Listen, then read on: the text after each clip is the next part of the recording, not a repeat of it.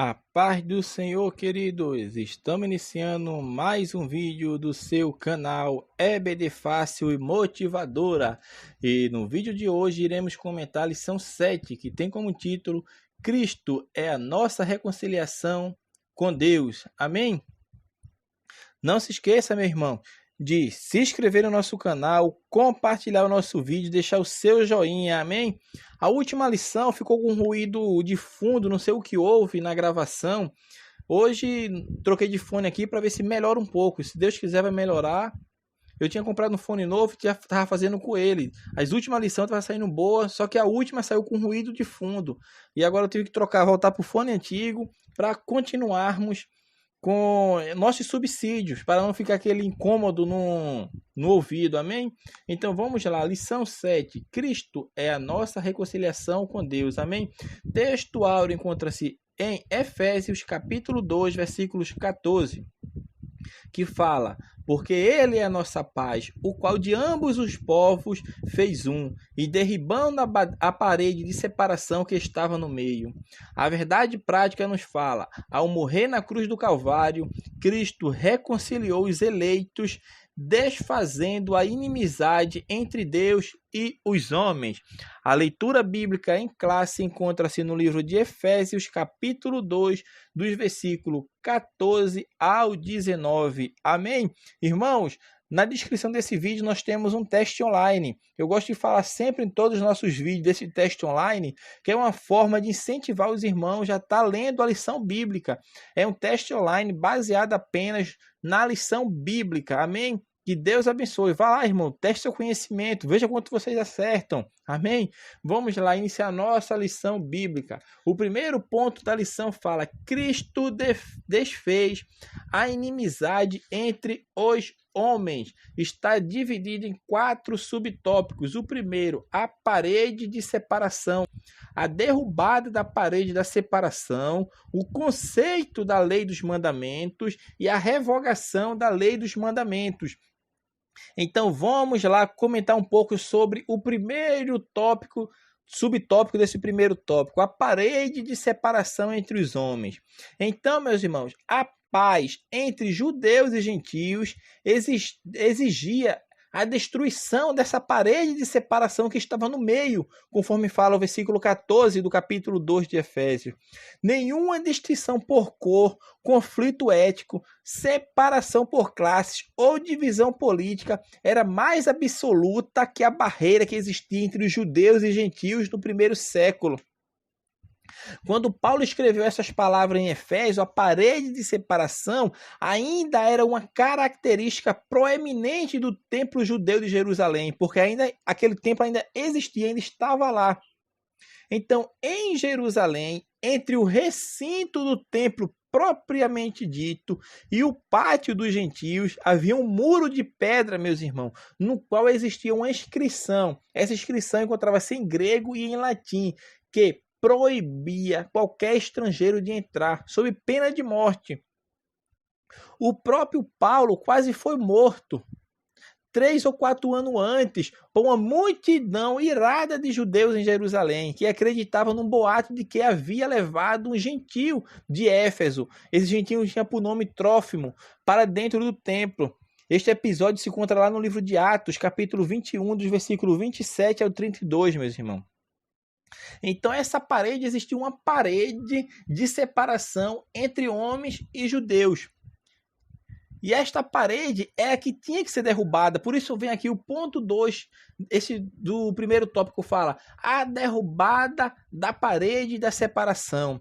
Então vemos que Cristo derrubou a barreira entre os judeus e gentios, da qual aquele muro de divisão no templo era unissímbolo. Paulo corajosamente declarou que Cristo já havia destruído esse muro quando morreu na cruz. Então o símbolo ainda permanecia. Cristo já morreu, esta barreira foi derrubada, mas o símbolo ainda permanecia. Mas o que ele significava estava destruído através de Cristo, meus irmãos. Tanto os judeus como os gentios agora têm acesso ao Pai. Em o mesmo Espírito, todos têm acesso ao Pai. Agora o Pai está lá no céu e todos têm acesso ao templo do céu. Tem acesso direto ao Pai, porque a barreira, a parede de separação entre os homens foi derrubada por Cristo Jesus. Amém? O terceiro ponto desse primeiro tópico fala o conceito da lei dos mandamentos, a fim de que aquele muro particular de divisão, meus irmãos, entre judeus e gentios pudesse ser derrubado. Duas coisas que permaneciam intimamente ligadas nas mentes dos judeus ortodoxos tinham de ser resolvidas. Primeiro, a velha inimizade tinha de desaparecer. O sentimento de animosidade, hostilidade devia ser substituído por um sentido de comunhão. Em segundo lugar, a lei dos mandamentos, na forma de ordenança, devia ser abolida. Esta frase talvez deva ser entendida como um qualificativo de amizade, ou então que a inimizade estaria relacionada com o termo precedente, que trata do muro de separação. Na realidade, a lei constituída de ordenanças, cerimônias e regulamentos detalhados acerca do que era limpo ou impuro tinha um efeito apenas, meu irmão, de impor uma barreira e de causar inimizade entre judeus e gentios. Por isto, esta lei tinha que cair. Esta lei tinha que cair, porque a única lei que permaneceu em vigor como padrão de conduta, mas não como meio de salvação, era a lei moral. Eu falei isso na lição anterior, que existiu a lei moral, a lei cerimonial e a lei civil. A lei moral, ela tem uma conotação universal. A lei moral que Deus assim entregou a Moisés ali naquele pacto mosaico, naquele pacto feito com Moisés ali no Sinai e levou para a nação, Deus entregou ao povo ali 3 leis: a lei cerimonial, a lei moral e a lei civil. A lei cerimonial diz respeito às cerimônias realizadas pelo povo israelita outrora, antes do Cristo advir. Ou seja, o primeiro advento de Cristo. Então essa lei cerimonial era para o povo de Israel. A lei civil era para Israel como nação, porque Israel se tornou uma nação. O que é necessário para se tornar uma nação? Primeiro, ter cultura própria. Segundo, ter terra, ter um lugar que diga que é seu, a sua terra. E terceiro, ter a sua lei civil. E Israel era uma nação já. Então Deus deu essas três leis ao povo: lei cerimonial, lei moral e lei civil. A lei moral que permanece, mas não como meio de salvação, porque os judeus faziam da lei, dessas leis que tinham dado a ele, tanto a moral, quanto a cerimonial, quanto a civil, como uma barreira de separação entre eles e os gentios. Mas Cristo veio e derrubou essa parede de separação. Então o conceito da lei dos mandamentos foi derrubado, porque Cristo veio para cumprir. E é como fala o quarto ponto deste primeiro tópico, é a revogação da lei dos mandamentos. Por quê? Porque a vinda do Senhor tinha por propósito fazer a paz entre judeus e gentios, pela retirada da causa da divisão. A lei não mais podia ser a maneira pela qual os judeus, e somente os judeus, pudessem tentar chegar a Deus, até Deus. A maneira de se aproximar agora é pela graça, meus irmãos, por um novo trabalho criativo de Deus, tanto para os judeus quanto para os gentios. O propósito de Cristo a partir de 2 grupos é criar em si mesmo uma única e nova humanidade. Em si mesmo, isto é, em Cristo, existe uma nova humanidade, a qual é uma única entidade. Deus agora trata com judeus e gentios, como com um só indivíduo. Além do mais, meus irmãos, os gentios não apenas subiram para a posição dos judeus, mas ambos se tornaram algo novo e maior. E é significativo que a palavra novo aqui, kainos, quer dizer não apenas novo no tempo, mas como disse Barclay, novo no sentido que traz ao mundo um novo tipo de criação, uma nova qualidade de criação, que não existia antes. Então, meus amados irmãos, Cristo defez a inimizade entre os homens. Aquela barreira que existia de separação foi abolida em Cristo Jesus, porque a lei moral permanece, mas porém aquelas liturgias cerimoniais que separava tanto os judeus dos gentios, Cristo derrubou, e todos agora têm acesso direto ao trono da graça através de Cristo Jesus. Segundo tópico, pela paz, Cristo fez um novo homem. O primeiro ponto desse tópico fala o conceito bíblico de paz. A paz, meu irmão, é a condição fundamental para progredirmos na união, para aconselharmos os ministérios de outras pessoas e para aprendermos, ainda que através dos fracassos. Nesse aspecto, meu irmão, na passagem em Efésios 2,14, o apóstolo ressalta a paz conferida por meio de Cristo. A sua morte na cruz desfez a inimizade com Deus e entre os homens e tornou possível a reconciliação entre ambos, promovendo a paz. Porque a paz, de uma forma geral, como fala o autor, ela é descrita como boas relações. Quem tem paz, a verdadeira paz de Cristo Jesus, ele tem boas relações. Ele não vive em conflito, ele vive em estado de tranquilidade, ele vive uma qualidade espiritual. Não é à toa que a paz é uma das virtudes do fruto do Espírito Santo, como fala lá em Gálatas capítulo 5, versículo 2.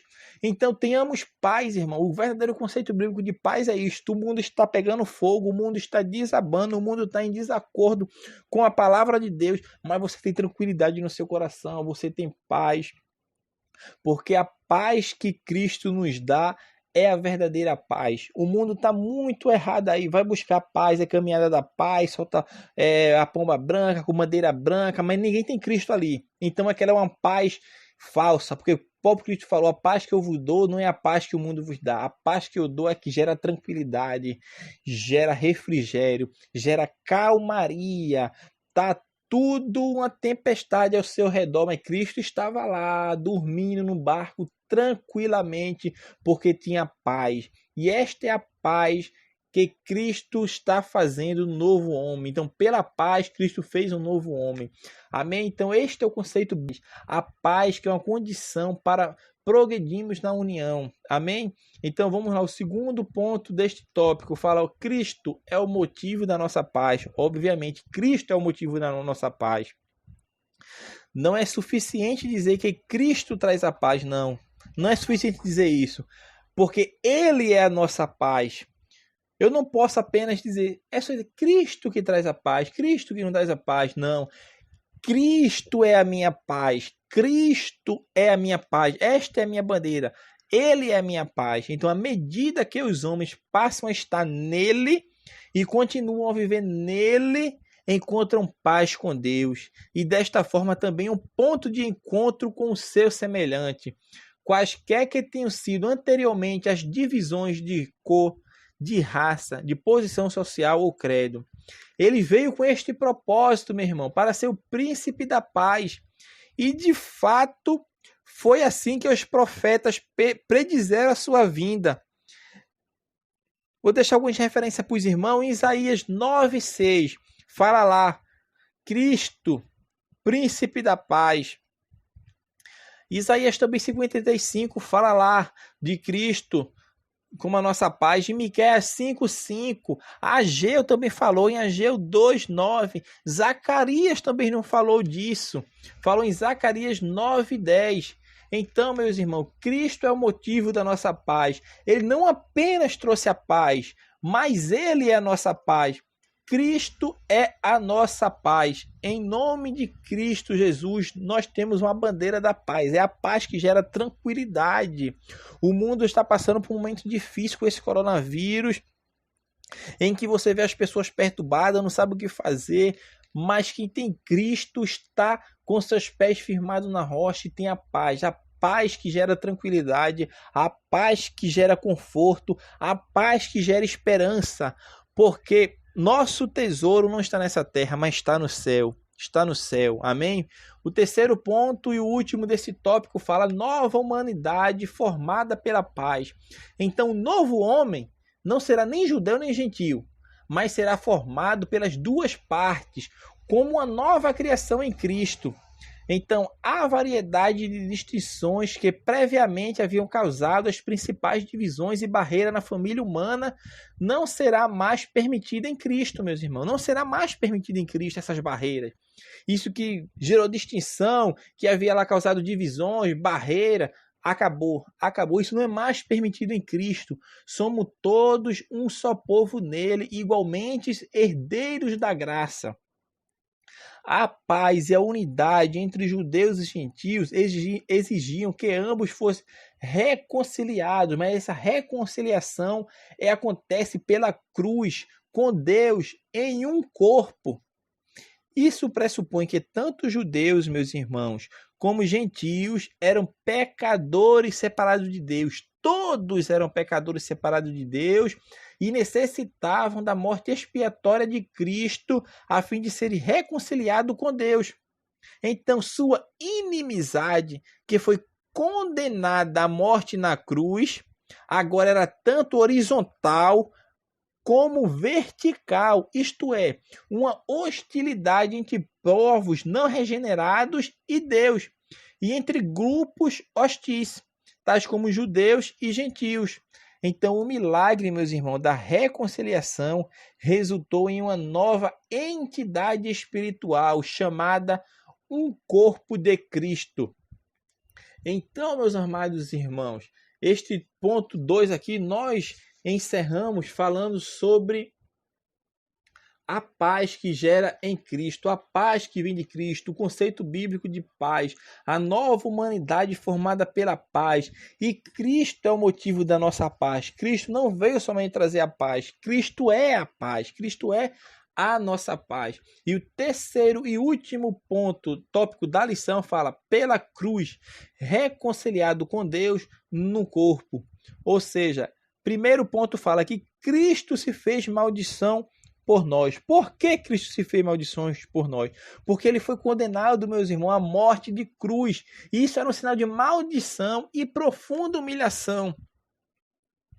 Tem um autor que salienta que a morte por crucificação era uma das mais desprezíveis formas de pena capital do mundo romano. Os cidadãos romanos estavam automaticamente protegidos contra esse tipo de punição, considerada adequada apenas para estrangeiros.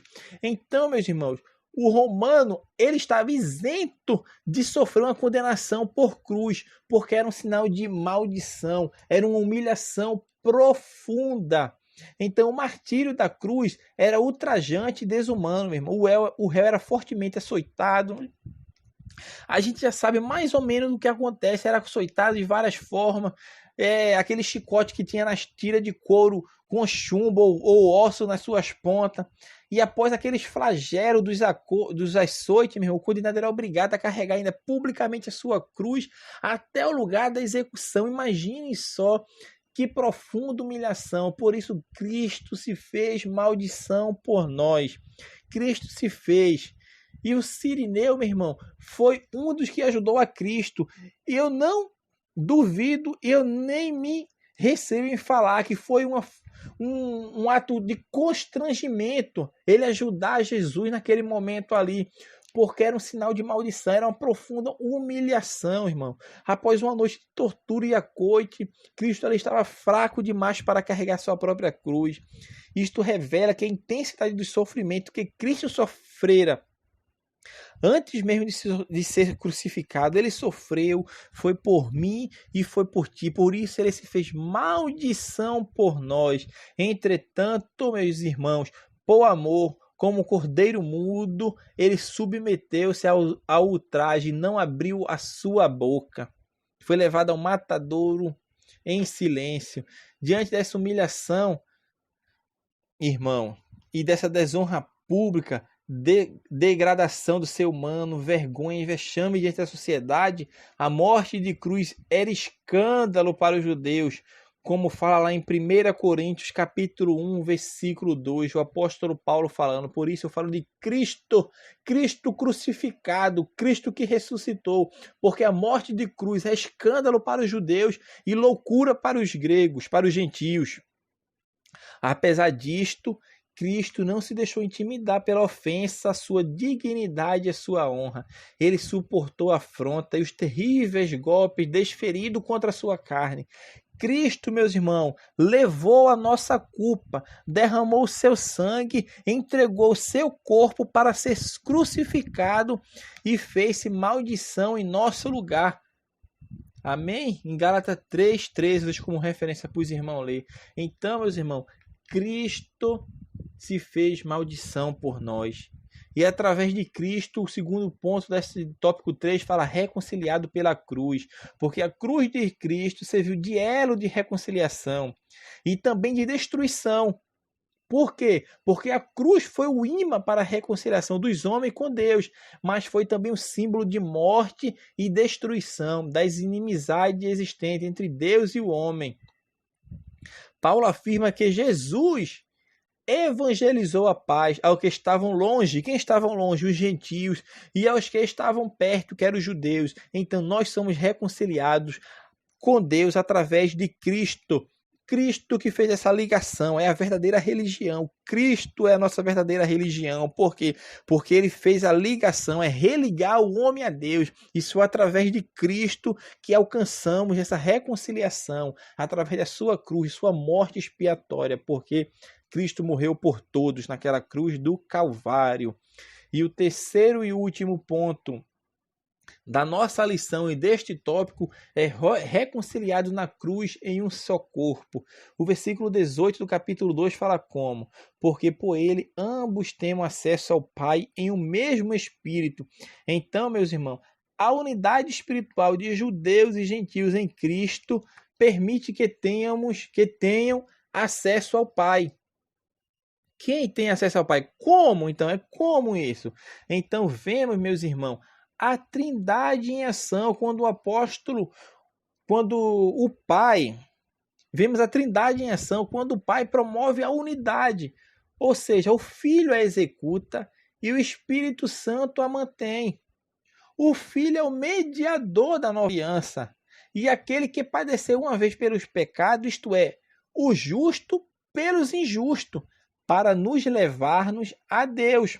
O Espírito Santo opera a obra regeneradora. Ele convence o homem dos seus pecados e aplica a obra remidora no homem. O Pai recebe o pecador redimido. O Espírito que nos santifica é o que unifica todos os crentes para ter acesso a Deus, que no caso é o Pai. Assim, como o espírito humano vivifica o homem, assim o novo homem em Cristo, a igreja, é vivificada pelo Espírito Santo. E por fim, no versículo 19, o apóstolo apresenta o fruto da obra de Cristo, que é o quê? A unidade conquistada pela sua cruz. As diferenças são desfeitas. O poder unificador do Espírito opera através do sangue de Cristo e faz com que todos os crentes de todas as raças, línguas e povos formem um só povo, uma só família, e os torna co-cidadãos dos santos. Então, meus amados irmãos, somos agora a família da fé. Antes nós éramos estrangeiros, agora em Cristo formamos uma nova raça, uma nova família em Cristo Jesus. Então, meus amados irmãos, nós estamos encerrando esse subsídio que nós falamos sobre Cristo é a nossa reconciliação com Deus. Que o Senhor aplique essas palavras no seu coração, que você possa meditar e se deleitar na palavra do Senhor. Peço a orientação do Espírito Santo para que você possa usufruir dessa paz que o mundo não tem, mas nós que estamos em Cristo temos essa paz em nosso coração, porque essa paz foi Cristo. Cristo é o motivo da nossa paz. Ele não apenas trouxe a paz, mas Ele é a nossa paz. Amém? Que Deus abençoe a todos. Não se esqueça de se inscrever no nosso canal, compartilhar nosso vídeo. Não se esqueça, meu irmão. Nos abençoe em nome de Jesus. Que Deus abençoe a todos. Em nome de Jesus, não se esqueçam de compartilhar nossos vídeos. Amém.